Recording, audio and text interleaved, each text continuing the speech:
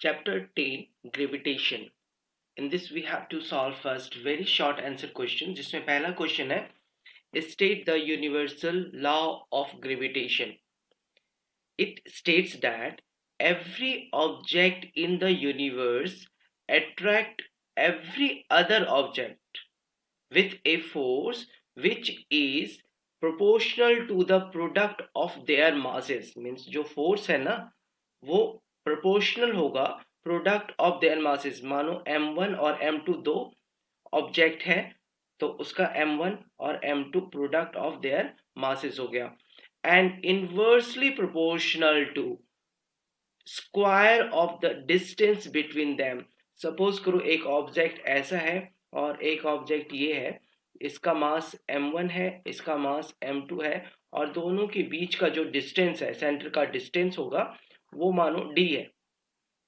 तो हम इसे लिख सकते हैं इनवर्सली प्रोपोर्शनल टू ऐसे करके 1/d². ये यूनिवर्सल लॉ ऑफ ग्रेविटेशन है.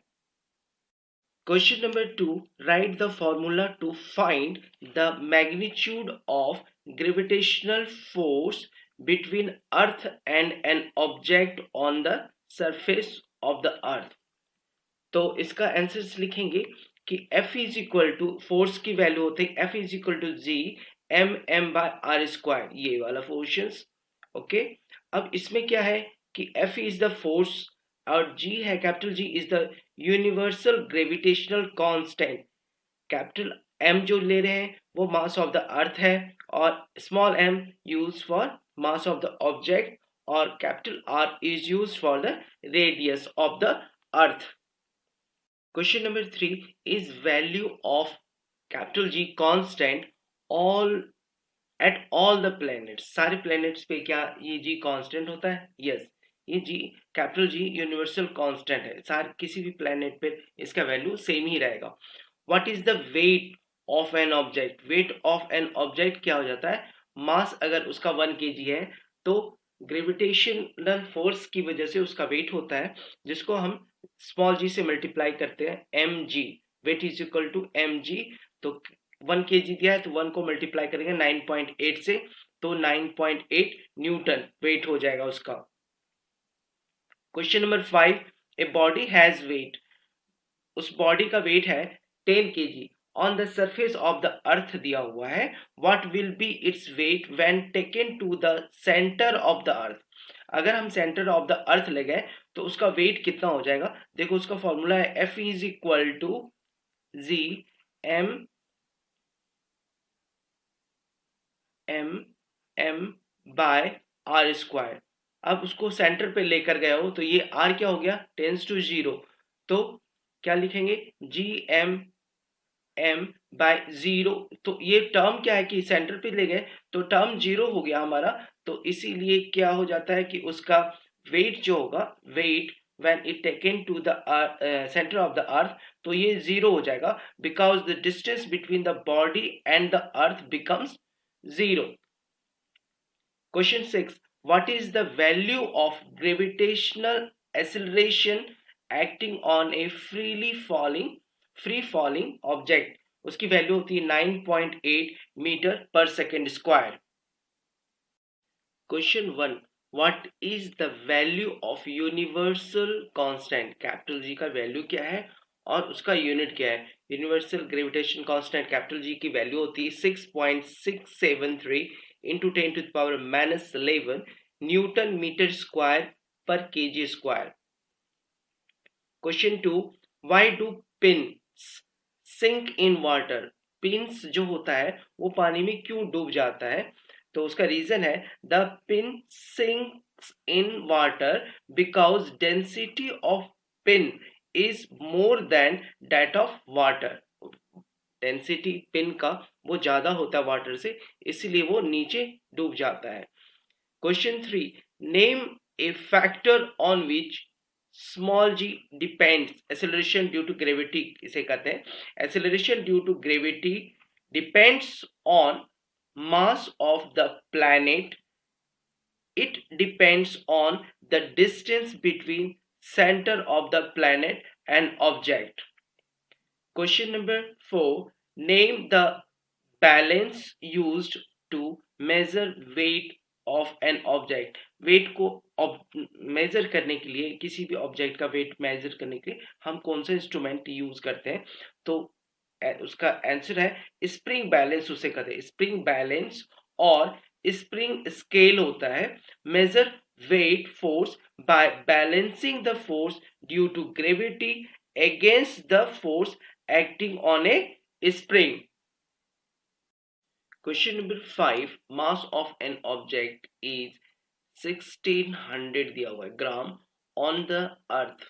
What is its mass on the moon? तो जो मास होता है ना, मास सेम ही हर जगह होता है, यूनिवर्सल है, सिर्फ वेट हमारा चेंज होता है because this is multiply by the gravitation of the planet, acceleration due to gravity mg से होता है। अब क्या है, 1600 ही इसका आंसर होगा। Since mass of an object on the अर्थ इतना है 1600, then mass of an object on the moon will be same because masses do not affect by gravity. Okay. Question 6, two objects placed in a room, दो object को एक room में रखते हैं, are not pulling each other, फिर दोनों के बीच अट्रैक्शन क्यों नहीं होता है? Why? The two object in a room, जब हम दो रूम ऑब्जेक्ट को रखें, do not move towards each other because due to their small masses, उसका मास बहुत कम होता है। The gravitational force of attraction between them is very very weak, इसीलिए वो एक दूसरे को अट्रैक्ट नहीं करते।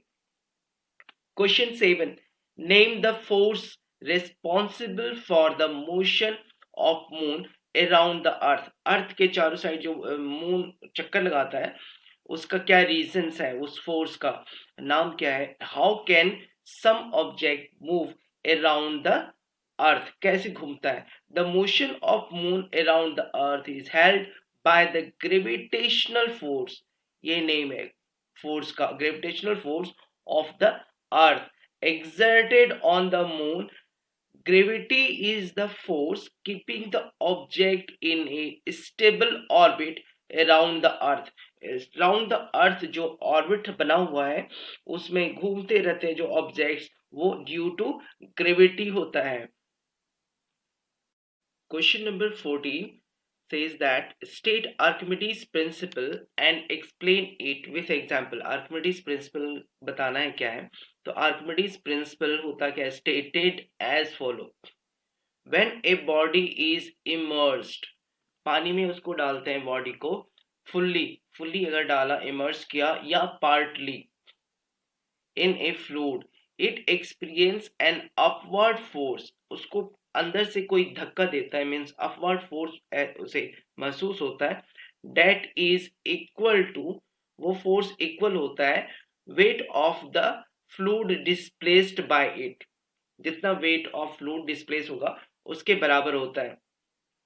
तो इसको जानने के लिए आप ऐसे समझ सकते हो कि सपोज करो एक आप बकेट ले लो, ठीक है, तो फिर बकेट में मानो वाटर का लेवल यहाँ पर है, ओके, अभी फिलहाल वाटर का लेवल यहाँ पर है, ओके, और हमने क्या किया, इसमें कोई ऑब्जेक्ट डाल दिया, ठीक है, कोई ऑब्जेक्ट इसमें इमर्स किया पार्टली, तो इसका जो यहाँ पे जो फोर्स एग्जर्ट होगा, ये जो फोर्स एग्जर्ट होगा, अब जब ये ऑब्जेक्ट इसमें डालेंगे तो पानी का जो लेवल है ना वो ऊपर की ओर आएगा इतना सा, ठीक है। तो ये जो जितना वाटर डिस्प्लेस हुआ है, क्या कर रहा है, देखो, weight of the fluid displaced, जितना निकला है एक्स्ट्रा ये वाला, उतना वेट जितना है इसका पानी का वेट, उतना वेट ऑफ फोर्स से ये नीचे से उस ऑब्जेक्ट को ऊपर की ओर ठेलेगा, धक्का देगा।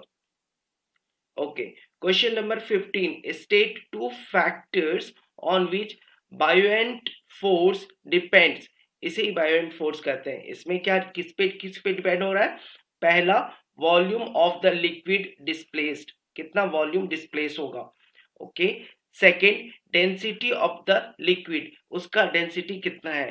Third, acceleration due to gravity, small g, इस पे भी डिपेंड्स होता है buoyancy force. Question number 16, density of aluminium दिया हुआ है 2700 kg पर metre cube. What is its relative density, इसका रिलेटिव डेंसिटी पूछ रहा है कि क्या होगा।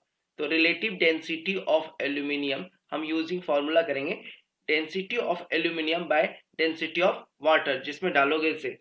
तो डेंसिटी ऑफ एल्यूमिनियम दिया हुआ है 2700 लिख दिया, और डेंसिटी ऑफ वाटर ये भी हमें गिवन दिया हुआ है 1000 kg पर मीटर क्यूब, तो ये हमने यहाँ कर दिया। अब देखो यहाँ पे 1010 ये 20 कट गया, इसके 20 से 27/10 10 हटेगा, तो 2.7 इसका आंसर आ जाएगा। फिर उसके बाद उसी क्वेश्चन में कंटिन्यू करके करा है डिफाइन रिलेटिव डेंसिटी होता क्या। Relative density is defined as the ratio of the density of a substance to the density of a standard। देखो जैसे यहाँ पे लिया हमने एल्यूमिनियम का सबस्टांस और स्टैंडर्ड वाटर का लिया, तो स्टैंडर्ड में क्या है, यूजुअली वाटर फॉर लिक्विड और सॉलिड के लिए होता है, एंड एयर फॉर गैसेस के लिए होगा। Question number 17, a ball is released from a height of 1 metre, what time पूछ रहा है, what time it will take to reach the surface of the earth। तो यहाँ पे जो h दिया हुआ है, हाइट दिया हुआ है, h is equal to 1 metre, ये आपको s दिया हुआ है, डिस्टेंस दिया हुआ है, ठीक है। और हमें टाइम निकालना है कि क्या होगा, और कह रहा है कि ए बॉल इज रिलीज, तो इनिशियल वेलोसिटी जो u होगा मेरा वो 0 हो गया, ठीक है। अब क्या है कि इसमें और क्या दिया हुआ है देखो, और उसे रिलीज फ्रॉम ए हाइट, ऊपर से गिराया गया है, फ्री फॉल कराया गया है, तो small g due acceleration due to gravity हो जाएगा 9.8 मीटर पर सेकेंड स्क्वायर। अब यूजिंग द फॉर्मूला s बराबर s is equal to ut plus half AT square, इसमें हम वैल्यू पुट करते हैं, s की जगह आप 1 रखो, इज इक्वल टू u तो आपका 0 हो गया, t प्लस 1/2 इंटू ए की जगह आप g इस्तेमाल करोगे, okay, acceleration due to gravity हो रहा है, तो यहाँ पे हो जाएगा 9.8 इंटू टी स्क्वायर, ठीक है। तो अब क्या है कि ये वाला टर्म तो आपका 0 हो गया, तो यहाँ पे लिख सकते हो 1 इज इक्वल टू 9.8 डिवाइड में 2 टी स्क्वायर, ओके। आप 2 से इसे कट करो, 2 4 जा और 0.9, तो यहां से आपको आ जाएगा t square is equal to 1/4.9। हम इसे सॉल्व करेंगे, इज इक्वल टू, इसको सॉल्व कैसे होगा, यहां से t इज इक्वल टू, जब सॉल्व करेंगे ना इसको, तो हमें वैल्यूज आ जाएगा 0.45 second. Question number 18, a ball thrown up vertically return to the throwers after 6 second.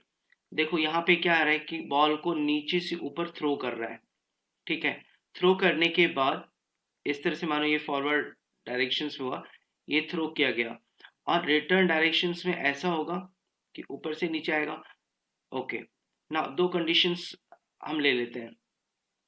अब क्या है कि ऊपर से नीचे आने में इसको जो टाइम लग रहा है थ्रोअर को, वो t is equal to 6 second लग रहा है। 6 सेकेंड का मतलब है कि 3 सेकेंड इसको ऊपर जाने में लग रहा है, और ये 3 सेकेंड इसको नीचे आने में लग रहा है, ठीक है। क्योंकि डिस्टेंस इक्वल है तो टाइम भी उतना ही लगेगा।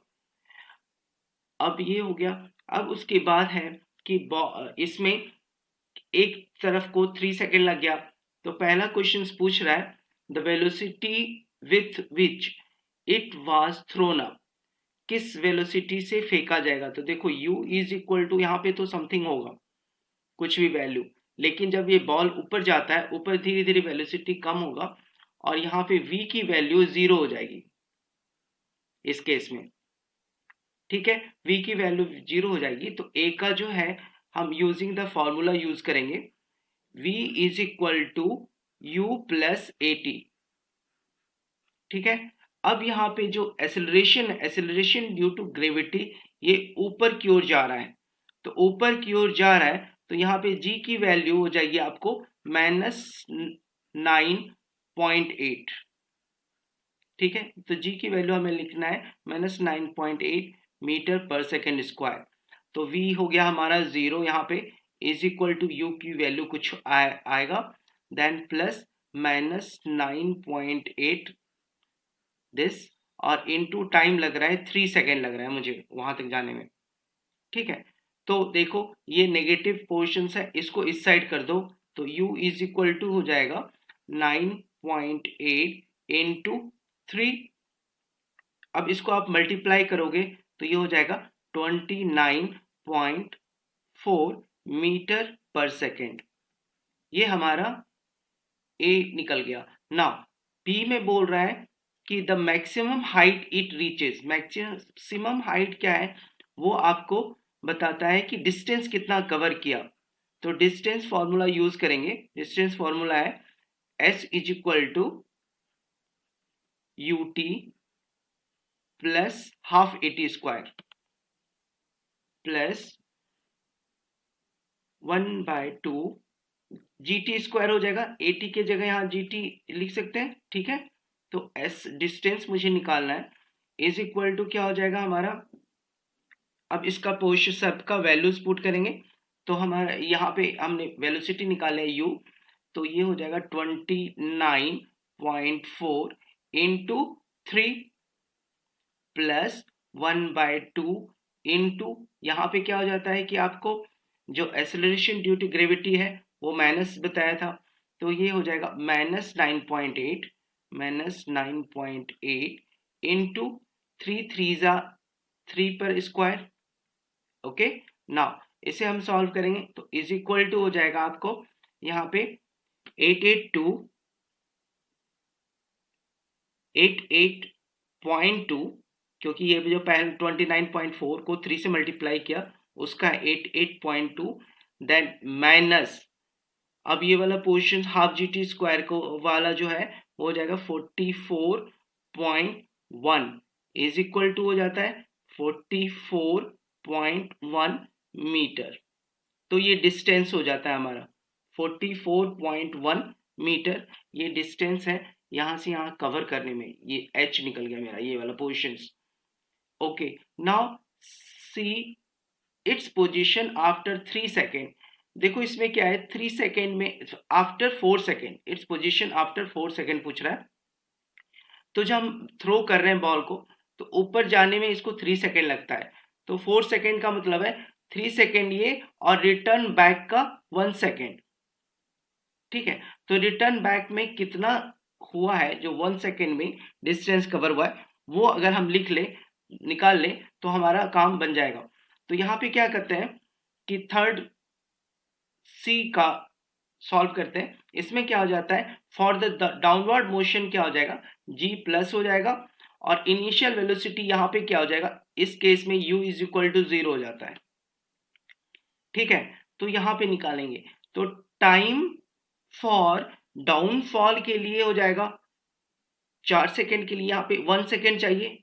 ठीक है, ओके, टाइम हो गया, acceleration due to gravity positive हो जाएगा, और डिस्टेंस इन डाउनवर्ड डायरेक्शन ये निकालना है। तो डिस्टेंस का फॉर्मूला हम यूज करेंगे यहाँ पे कि कितना डिस्टेंस इसने तय किया, तो s is equal to u t plus half a t square. s is equal to u t क्या हो गया आपका यहाँ पे 0 प्लस 1/2 इंटू 9.8 इंटू टी की वैल्यू 1 है, 1 का स्क्वायर। ठीक है, तो इसको सॉल्व करेंगे तो इज इक्वल टू हो जाएगा 4.9 मीटर। ओके, तो इसने इतना डिस्टेंस ट्रेवल किया ये वाला पोर्शंस में, मींस लास्ट के 1 सेकेंड में। तो क्या करेंगे कि पोजीशन ऑफ द बॉल, अब पोजीशन ऑफ द बॉल करेंगे। पोजीशन ऑफ द बॉल देखो, हाईएस्ट क्या था, डिस्टेंस ये था। ठीक है, तो अब वो यहाँ पे आ गया है, यानी इतना पोर्शंस माइनस करेंगे तो पोजीशन ऑफ द बॉल निकल जाएगा, उसका जो एक्चुअल डिस्टेंस पोजीशंस है, पोजीशंस हो जाएगा,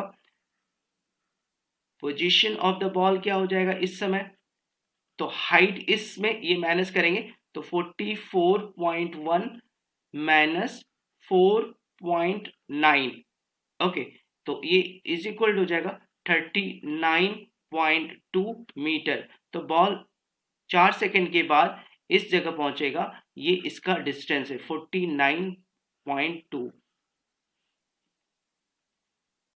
question number 1 says that A weightless balloon है जिसका contains 200 gram of water, 200 gram of water contain करता है।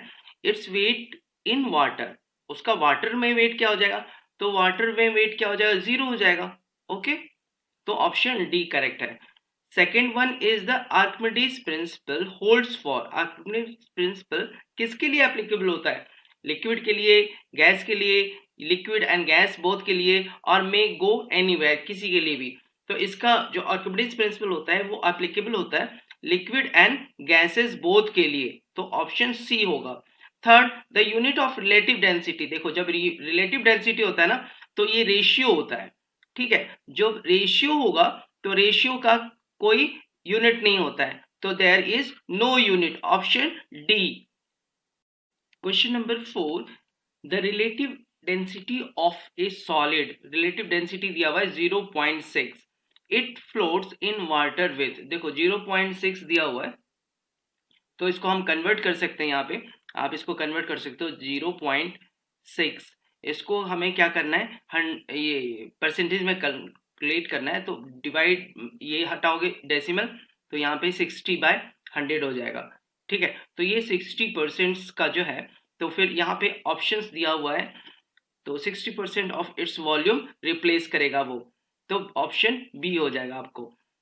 Question fifth, the pressure exerted by a man on earth is minimum, कब होगा, कब मिनिमम होगा, पहला है side stand on the foot, C है stand on both feet, man जो होगा बोथ फीट पे खड़ा हो, या लाई ऑन द ग्राउंड, तो कैसे होगा, तो ऑप्शन डी होगा। उसका कारण ये है कि when the person is lying on the ground, जैसे वो लेट जाता है तो क्या होता है, then the area is maximum, ठीक है, एरिया मैक्सिमम होगा, hence the pressure is minimum। Pressure यहाँ ये क्या क्या कर रहा है, प्रेशर, प्रेशर कितना होगा, तो प्रेशर मिनिमम होगा जब वो लाई ऑन द ग्राउंड हो जाएगा।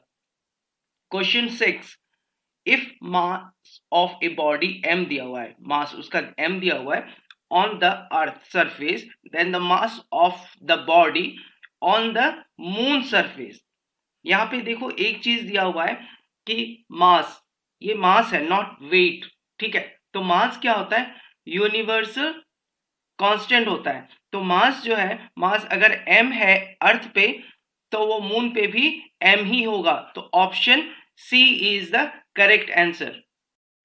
Question number 7, if a planet existed whose mass and radius were both half of these of the earth, okay, तो the acceleration due to gravity पूछ रहा है क्या होगा, स्मॉल जी की वैल्यू, तो क्या होता है, फॉर्मूला है हमारा कि small g is equal to capital G mass of the earth, suppose capital M use करते हैं, और radius of the earth R use करते हैं कैपिटल आर, तो आर स्क्वायर होगा, ये फॉर्मूला होता है।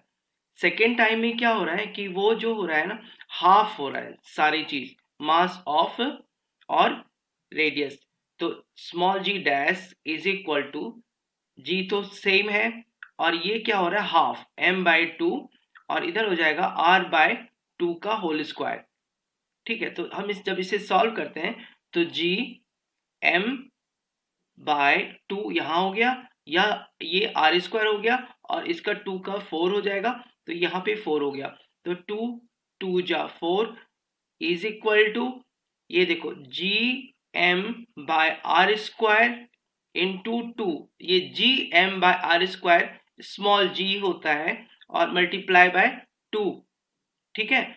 तो स्मॉल जी की वैल्यू जो है, स्मॉल जी की वैल्यू है 9.8, तो ये क्या हो जाएगा, जी डैश हमारा हो जाएगा 9.8 मल्टीप्लाई बाय 2, ओके, तो ये हमारा क्या हो जाता है 19.6 मीटर पर सेकेंड स्क्वायर, तो इसमें 19.6 पर मीटर स्क्वायर जो है ये 7 का ऑप्शन ए हो जाएगा answer. Question number 8, the gravitational force between two bodies does not depend, किसके ऊपर डिपेंड नहीं होता है? देखो देयर सेपरेशन पे तो होता ही है, ओके, देयर मासेस पे होगा, सही है, the product of their masses इस पे भी होता है, तो रहा बचा हुआ सिर्फ ऑप्शन डी है, the medium between the two bodies, तो इस पे डिपेंड्स वो नहीं करता है। मैच द कॉलम्स, इसमें हमें कॉलम्स में मैचिंग करना है, कॉलम 1 और कॉलम 2। तो इसमें दिया हुआ है पहला, देखो यहाँ पे है ग्रेविटेशनल कांस्टेंट। ग्रेविटेशनल कांस्टेंट जो होता है ये कैपिटल जी होता है, तो कैपिटल जी की वैल्यू क्या होगी? कैपिटल जी की वैल्यू है आपको 6.67 इंटू 10⁻⁻11, तो 3 हो जाएगा।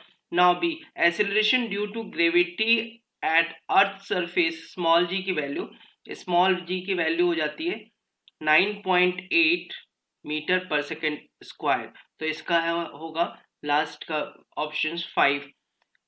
सी, acceleration due to gravity at depth, okay, at depth centre, depth centre पे क्या होता है उसका 0 हो जाएगा, क्योंकि डिस्टेंस बिटवीन देम आर 0। अब डी लेते हैं, फोर्स ऑन ए, डी का हो जाएगा force on A particle of mass m placed at depth r/2, r/2 inside the earth अगर है तो इसका ऑप्शन हो जाएगा फर्स्ट वाला, first F is equal to mg/2। Now last one is E, force on a particle of mass placed at height equal to, अगर radius के बराबर है तो वो क्या हो जाएगा, इज इक्वल टू, डबल हो जाता है तो F is equal to mg/4। Assertion reasoning type questions, इस क्वेश्चन में पहला क्वेश्चन देखते हैं। पहला क्वेश्चन है एसर्शन में, the value of acceleration due to gravity is minimum at the pole, pole पे मिनिमम होगा, and minimum at the equator, equator पे भी वो मिनिमम है। क्या कर रहा है, मैक्सिमम एट पोल है एंड मिनिमम इक्वेटर पे है। रीजन क्या दे रहा है, radius of earth is least along pole and maximum along the equator, तो इसका जो आंसर है वो ए होगा। इसमें है both assertion A and reason R true and R is correct explanation of A. इसका रीजन है, इसमें फॉर्मूला आप यूज कर सकते हो, small g is equal to gm/r²। ये जो फॉर्मूला है ना, इससे क्या होता है इससे पता चल जाएगा इसमें कि इनवर्सली प्रोपोर्शनल इसका रेडियस का हो जाएगा। तो यहाँ पे क्या है कि जो अर्थ है वो इस तरह का होता है, देखो आपको ऐसा, तो क्या होगा, मैक्सिमम एट पोल पे हो जाएगा, पोल पे वो ज्यादा हो जाता है, इस तरह से जाता है, ओके, तो पोल पे ज्यादा हो जाएगा, maximum at pole and minimum at equator पे हो जाता है। इस वजह से since R is minimum at pole and R is maximum at equator, therefore, तो दोनों एक्सप्लेनेशन सही है। क्वेश्चन नंबर 2 का देखते हैं एसर्शंस का। Although mass of an object has a constant value but its weight changes from place to place, हाँ ठीक है, तो इसका रीजन क्या दे रहा है, weight is equal to mass into acceleration due to gravity. Yes, acceleration due to gravity change होता है, जिस वजह से वेट चेंज होगा, तो इसका भी ऑप्शन ए होगा। इसमें बोथ assertions में हो जाएगा A and R are true and R is correct explanation of A। इसका क्या है कि इसका रीजन है, since G acceleration due to gravity changes from place to place, hence weight of an object also changes।